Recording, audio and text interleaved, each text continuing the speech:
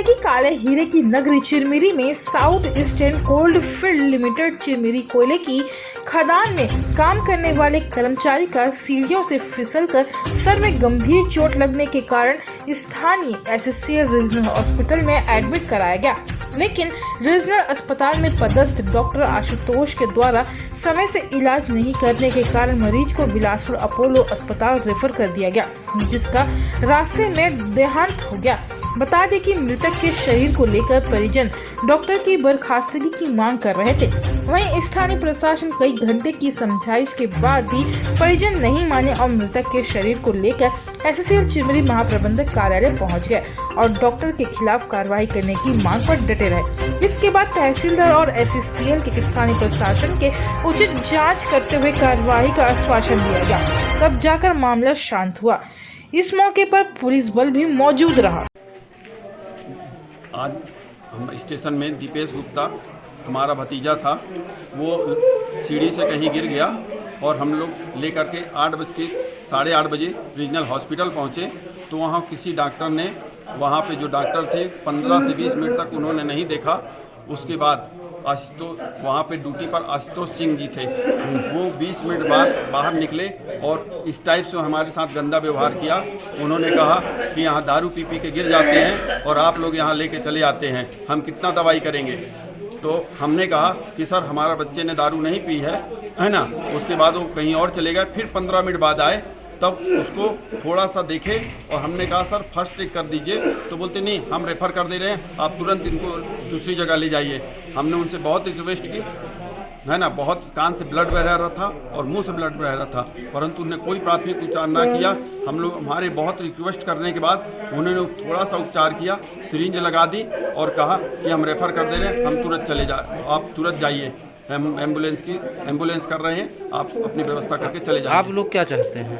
हम लोग चाहते हैं कि अगर हमारे जो हम लेकर गए थे अपने मरीज को, अगर वो जो 40 मिनट की देरी हुई है, अगर वो देरी नहीं होती तो हमारा मरीज बच जाता। आज हमारा लड़का हमारे पास रहता।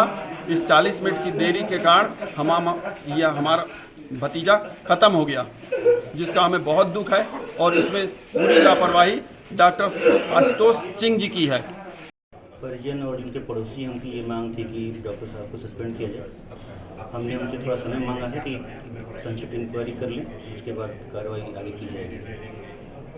फिर भी वो नहीं मान रहे थे, आपके द्वारा 72 घंटे का समय दिया गया, क्या बात है तो बताएंगे? यही बात हुई है कि हम एक 72 घंटे का एक रियलिस्टिक समय है, जाँच की कार्रवाई पूरी कर लेंगे और आगे की दंडात्मक कार्रवाई यदि सिद्ध होती है तो की जाएगी।